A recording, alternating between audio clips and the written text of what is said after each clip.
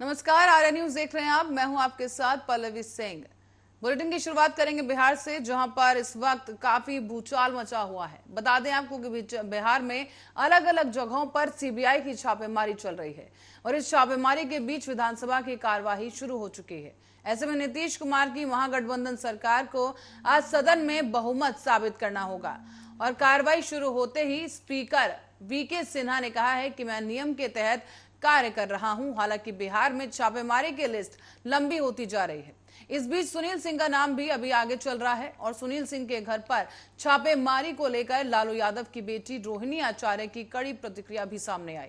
रोहिणी ने बीजेपी को एक आपत्तिजनक शब्द यूज करते हुए एक ऐसी पार्टी बता दिया है और ट्वीट कर दिया है। आपको बताते चलें कि इसके साथ ही उन्होंने कहा है कि बीजेपी अपने पोसुओं का भेज रही है डराने के लिए।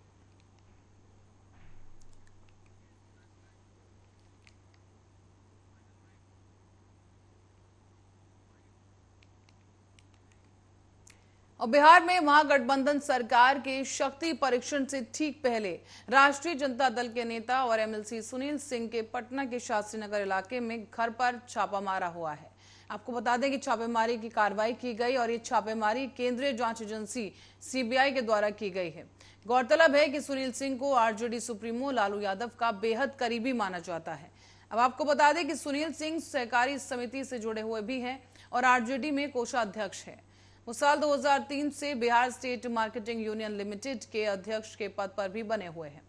बताया जा रहा है कि सुनील कुमार सिंह जून 2020 में आरजेडी के एमएलसी चुने गए थे और सुनील कुमार सिंह राष्ट्रीय जनता दल बिहार के कोषाध्यक्ष भी हैं। सुनील कुमार सिंह लालू यादव परिवार के सबसे भरोसेमंद चेहरों में शामिल है और आपको बता दें कि इसका अंदाजा इसी बात से लगाया जा सकता है कि राबड़ी देवी हर साल उन्हें रक्षाबंधन पर राखी बांधती हैं। लालू परिवार के साथ रिश्ते की डोर में बंधे सुनील कुमार सिंह भी पूरी ईमानदारी और निष्ठा के साथ ये जिम्मेदारी निभाते आए हैं। हर परिस्थिति में लालू परिवार का साथ सुनील ने दिया है और साथ ही साथ आपको ये बता दें कि इस दौरान सुनील सिंह की पत्नी ने कहा है कि अगर इस छापेमारी के दौरान कुछ नहीं मिला तो मैं मानहानि का केस करूंगी।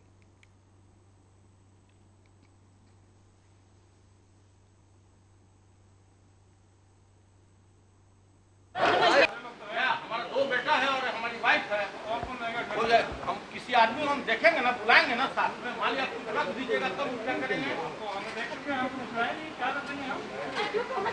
यार उसको बुलाइए, उसके साथ कराइए, उसके सामने कराइए। थाना को खबर करना चाहिए। आपको लग रहा है कि ये जानबूझ के 100% जानबूझ करके, कोई मतलब नहीं है इसका। कौन नहीं जानता है भाई हमारे बारे में? चोरी चमारी करते हैं क्या? आपके ऊपर क्या आरोप लगा रहे हैं ये लोग? क्या मिलेगा? क्या घर में ये लोग हैं? देखे ना, ढूंढ ही रहा है लोग और मेरे घर को बर्बाद कर रहे हैं झूठ फूस का, बिना मतलब का। कुछ भी निकल जाए, कुछ भी निकल जाए तो हम दावा ठोकते हैं। तो हम ऐसा केस बताइए, आप हम लोग को बताइए एक लाइन में, अगर हमारे यहाँ कुछ नहीं निकले तो मानहानि का हम दर्ज करेंगे सीबीआई पे। क्यों? किसी की भी बेइज्जती का सवाल है। आप बिना इन्फॉर्म किए, बिना थाना में बुलाए कैसे मेरे घर में घुस जाइएगा जी? सुनील जी को क्यों टाइम किया जाए? और इसी वक्त की एक बड़ी खबर सामने आ रही है बिहार से। बता दें आपको कि बिहार से इस वक्त की बड़ी खबर, जहां वीके सिन्हा ने अध्यक्ष पद से इस्तीफा दे दिया है। विधानसभा अध्यक्ष के पद से ये इस्तीफा दिया गया है और बिहार में फ्लोर टेस्ट से पहले ही स्पीकर विजय सिन्हा ने आखिरकार इस्तीफा दे दिया है। उन्होंने कहा है कि वो पहले ही सरकार गठन के बाद इस्तीफा देना चाहते थे, लेकिन उन पर विधायकों के अर्गनल आरोप लगाए गए हैं। ऐसे में उन्हें इन आरोपों पर जवाब देना था, इसीलिए उन्होंने अब अपना इस्तीफा नहीं दिया था उस वक्त। और अब बिहार विधानसभा स्पीकर विजय सिन्हा ने कहा है कि सरकार ने 9 अगस्त को इस्तीफा दिया और 10 अगस्त को नई सरकार के गठन का न्योता दिया गया। नई सरकार के गठन के बाद मैं खुद स्पीकर पद का त्याग कर देता, लेकिन 9 अगस्त को मुझे पता चला कि मेरे खिलाफ सचिव को अविश्वास प्रस्ताव का नोटिस भेज दिया गया है। इस अविश्वास प्रस्ताव का जवाब देना उनकी नैतिक जिम्मेदारी बन गई थी। इसीलिए बताया जा रहा है कि लोकतंत्र के सबसे बड़े मंदिर के पुजारी हैं और कहा कि आप अविश्वास प्रस्ताव लाए हैं, यह स्पष्ट है।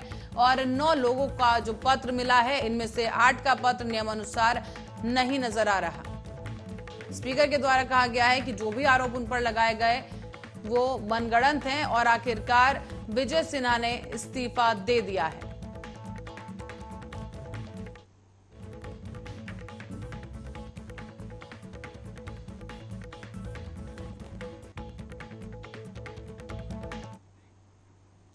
और इसी बीच एक और बड़ी खबर बिहार से सामने आई है। बता दें आपको कि बिहार में सियासी हलचल काफी तेज हो चुकी है।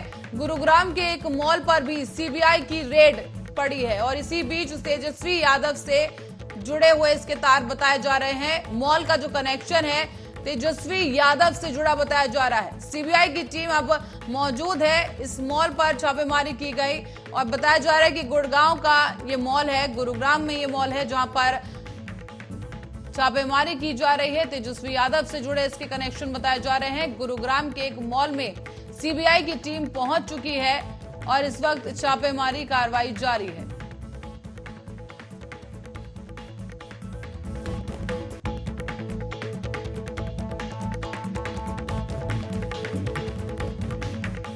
आपको बता दें कि बिहार में लगातार छापेमारी चल रही है। कई दिग्गजों के यहां पर नाम लिस्ट में शामिल है।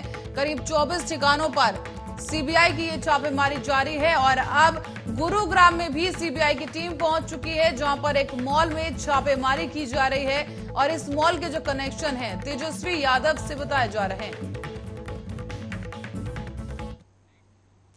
और रायबरेली से खबर है जहां चहार कोतवाली क्षेत्र के छिटू सिंह का पुरवा गांव के पास ही तेज रफ्तार भारी वाहन की टक्कर से साइकिल से जा रहे एक युवक की मौत हो गई है। बताया जा रहा है कि सूचना पर पहुंची पुलिस ने शव को कब्जे में लेकर पोस्टमार्टम के लिए भेज दिया है।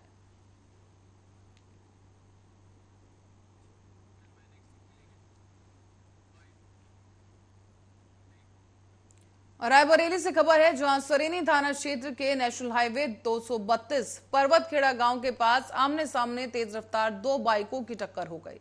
दोनों बाइकों में सवार 3 लोग गंभीर रूप से घायल हो गए हैं। घायलों में से बेनी माधवगंज स्थित ग्रामीण बैंक ऑफ बड़ौदा के मैनेजर अपनी मोटरसाइकिल से पर्वतखेड़ा की तरफ से आ रहे थे। इसी दौरान अचानक से तेज रफ्तार मोटरसाइकिल गैगासो क्रॉसिंग की तरफ से लालगंज जा रहे थे। इसी बीच डगिया विद्यालय के पास दोनों बाइकों की आपस में भिड़ंत हो गई। इस दुर्घटना में 3 लोग गंभीर रूप से घायल हो गए हैं। राहगीरों की मदद से ग्रामीण बैंक ऑफ बड़ौदा को सूचित किया गया और साथ ही वहां से 4 पहिया गाड़ी लेकर गंभीर तीनों लोगों को लालगंज सीएचसी लेकर गए जहां पर उनका इलाज जारी है।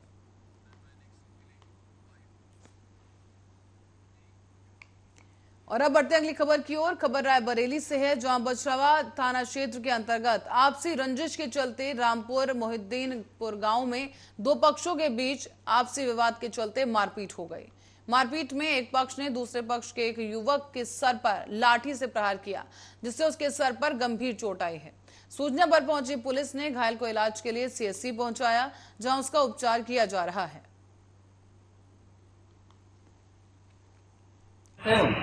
वो भी आपके वार्तालाप होने में हमारी पहले से उनकी एक गाड़ी झगड़ा हो रहे थे, तो उसके बाद हाथापाई शुरू कर दिया, लाठी डंडों से मार कर दिया, गाड़ी को चालू कर दिया। किसने मारा? रामगंज में वो लवकुश दीपक। आप कहाँ पे गए थे, किसके दरवाजे गए थे? हम दरवाजे पर पाला में थे, अपने ही घर के बाहर। अपने घर के बाहर रास्ते जा रहे। अच्छा, क्या हुआ? अभी आप कहाँ पे हैं? हमारे पिछड़ा अस्पताल में, जिला अस्पताल में। थाने गए आप? जी थाने गए।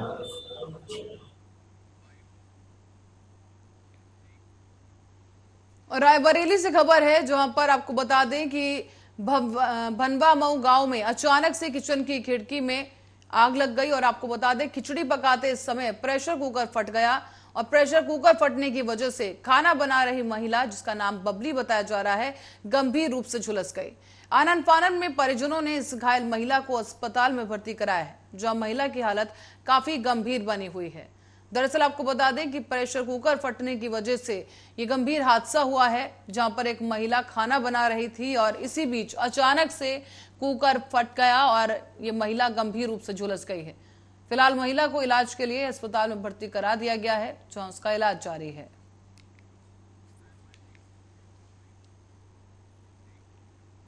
रायबरेली में अवैध कच्ची शराब बनाने वालों के खिलाफ पुलिस की बड़ी कार्रवाई शहर कोतवाली क्षेत्र के अंतर्गत अहियारारपुर में देखने को मिली है। यहाँ आपको बता दें कि इस गांव में पुलिस को बड़ी कामयाबी मिली। जमीन के अंदर खोदकर निकाली गई है कच्ची शराब और लगभग 3 क्विंटल लहन और 30 लीटर कच्ची शराब समेत बड़ी मात्रा में शराब बनाने की सामग्री को बरामद किया गया, जिसे मौके पर ही नष्ट कर दिया गया है।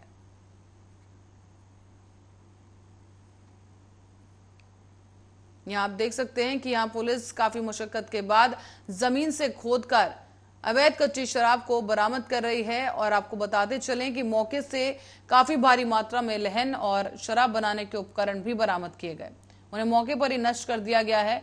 और इस वक्त लगातार पुलिस की कार्रवाई जारी है। अवैध शराब कारोबारियों पर पुलिस का जो शिकंजा है वो कसता जा रहा है।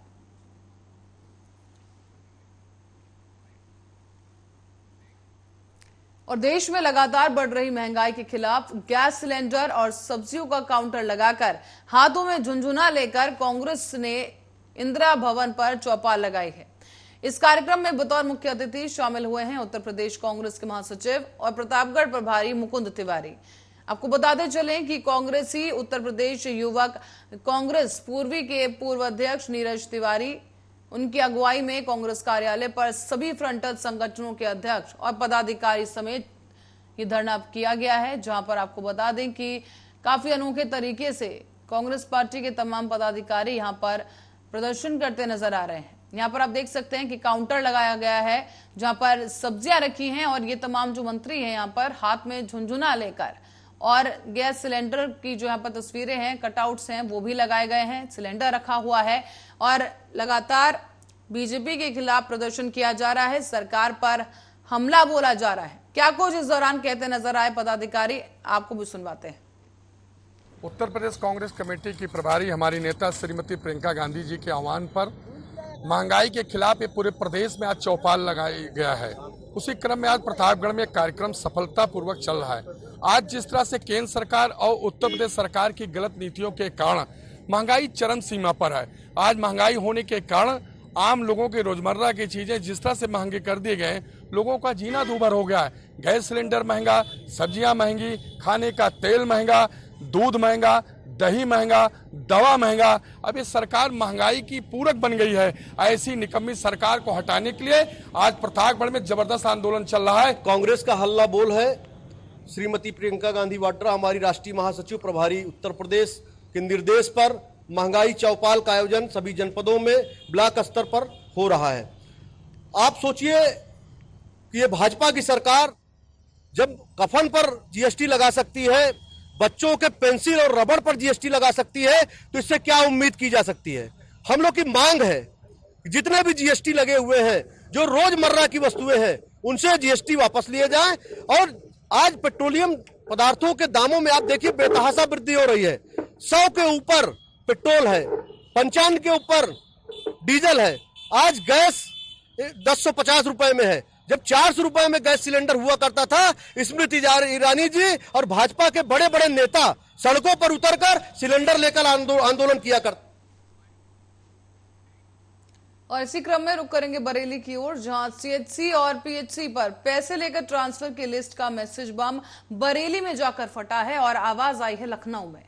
दरअसल योगी सरकार ने 3 सदस्यीय कमेटी का गठन किया, जिसमें डॉक्टर अनुपम कटिहार निदेशक लखनऊ के साथ 2 सदस्यों को लेकर बरेली पहुंचे।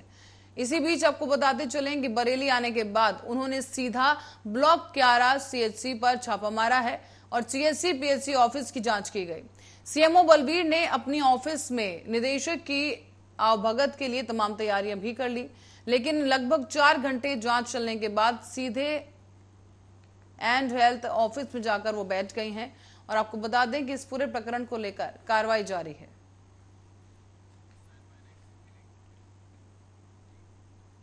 और उत्तर प्रदेश के महाराजगंज जनपद के पनियारा थाना क्षेत्र के रुदौलापुर गांव में एक दिल दहला देने वाली घटना घटी। बता दें आपको कि कुछ लोगों ने यहां पर एक मां बेटी पर धारदार हथियार से हमला कर दिया और इस हमले में 17 साल की एक बेटी की मौके पर ही मौत हो गई, जबकि उसकी मां गंभीर रूप से घायल हुई है। ग्रामीणों के द्वारा पुलिस को सूचना देने के बाद मौके पर पुलिस पहुंची है। जब बेटी के शव को कब्जे में लेकर पोस्टमार्टम के लिए भेज दिया गया और घायल मां को इलाज के लिए जिला अस्पताल में भर्ती कराया गया है। डॉक्टरों ने उसकी हालत को गंभीर देखते हुए प्राथमिक उपचार के बाद गोरखपुर मेडिकल कॉलेज के लिए इस महिला को रेफर कर दिया। तो वहीं इस दिल दहला देने वाली घटना से पूरे क्षेत्र में सनसनी फैल गई है और मौके पर पहुंचे पुलिस के अधिकारियों ने तफ्तीश शुरू की। पुलिस अधीक्षक डॉक्टर कौस्तुभ ने बताया है कि अभियोग पंजीकृत कर आरोपियों की गिरफ्तारी के लिए टीम बना दी गई है। जल्दी ही इन तमाम हत्या आरोपियों को गिरफ्तार कर लिया जाएगा।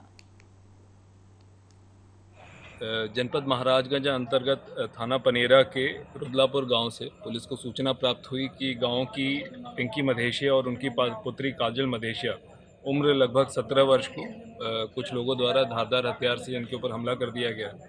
इस सूचना पर पुलिस द्वारा मौके पर पहुंचकर पाया गया कि काजल मधेशिया उम्र लगभग 17 वर्ष की वहीं मौके पर मृत्यु हो गई है। वहीं रिंकी मधेशिया जो इनकी माता जी हैं उनको चोट पहुंची है, जिनको तत्काल अस्पताल इलाज हेतु भिजवाया गया है तथा शव को कब्जे में लेते हुए अग्रिम विधिक कार्रवाई की जा रही है। इनके परिवार से प्राप्त तहरीर के आधार पर अभियोग पंजीकृत करते हुए अभियुक्तों की गिरफ्तारी हेतु टीमों को लगाया गया है और जल्द ही घटना का अनावरण किया जाएगा। और हरदोई की लोनार पुलिस का एक अजब गजब कारनामा सामने आया है जो कि चर्चा का विषय बना हुआ है। दरअसल श्री कृष्ण जन्माष्टमी के दिन कुछ दबंगों ने मंदिर के पुजारी और कई अन्य लोगों के साथ मारपीट की और इस मारपीट के मामले में पुजारी पर ही पुलिस ने मुकदमा दर्ज कर दिया। अब पीड़ितों के साथ हुई इस घटना का वीडियो जब सोशल मीडिया पर आया तो लोनार पुलिस की किरकिरी होने लगी। एएसपी ने बताया है कि इस मामले में दूसरे पक्ष के एफआईआर के आदेश जारी किए गए हैं। दरअसल एक युवक ने अपने ही गांव के रहने वाले 6 लोगों पर बाबा को मारने, पीटने और दान पात्र से रुपए चुरा लेने के आरोप लगाए और इसी के आधार पर कार्रवाई किए जाने की मांग की जा रही है। एसपी को संबोधित एक दिए गए शिकायती पत्र में लोनार थाना क्षेत्र के मुजाहिद पर गांव के रहने वाले रमाकांत ने आरोप लगाया है कि जन्माष्टमी की रात को शिवालय में तैयारी कर रहे थे और इसी बीच गांव के ही अनूप, प्रमोद, राममूर्ति, अनिल, कुलदीप और हरिओम नाम के शख्स वहां पहुंचे और शराब के नशे में ये लोग वहां आए थे। इसी बीच बाबा के साथ मारपीट की गई और जब इसका विरोध किया गया तो लाठी और डंडों से मारा पीटा गया और दान पात्र से रुपए उठाकर फरार हो गए।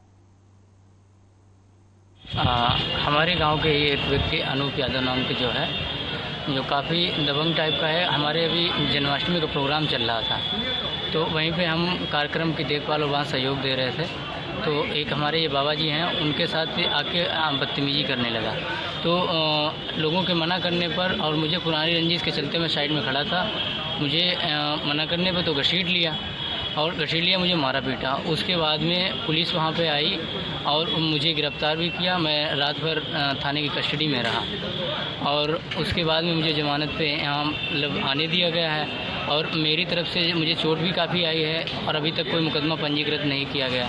इसके लिए मैं पुलिस अधीक्षक महोदय हरदोई के पास आया हूँ अपनी शिकायत लेके कि मुझे न्याय दिलाने की कृपा करें, मेरा भी मुकदमा। हमारे साथ एक अनूप नाम का नेता मारपीट की मुजाहिदीन का, वो आके हमारे आसन पे बैठ गया। उसे माना करने के बाद में गाली गलौज दी। लोगों ने समझाया, समझाने के बाद में वो चला गया। फिर वो अपने छोटे भाई को भी, छोटे भाई भी आके आसन पे बैठा। उसे माना करने पे वो सब मार तोड़ करने लगे। किससे शिकायत की और क्या आश्वासन? जन्माष्टमी के दिन ऐसा ज्ञात हुआ कि बाबा के मंदिर के अंदर झगड़ा हुआ है और इन्होंने ये भी आरोप लगाया है कि हमारे आसन पे बैठ गए थे। तो इसमें अभियोग पंजीकृत हुआ है लेकिन ये बाबा की तरफ से नहीं है, ये अनूप यादव की तरफ से अभियोग पंजीकृत हुआ है। बाबा का प्रार्थना पत्र मिला है। तो धार जिले में कांग्रेस के नेता और कार्यकर्ताओं को संबोधित करते हुए विधायक बघेल ने बीजेपी को आड़े हाथों लेते हुए कहा कि बीजेपी ने हमें कहा था कि तुम्हारी सरकार 15 महीने रही, बीजेपी ने उनके लिए क्या किया, मैं ये पूछना चाहता हूं। तो वहीं आपको बता दें कि इस बीच बीजेपी पर जमकर कटाक्ष करते हुए कांग्रेस विधायक नजर आए हैं।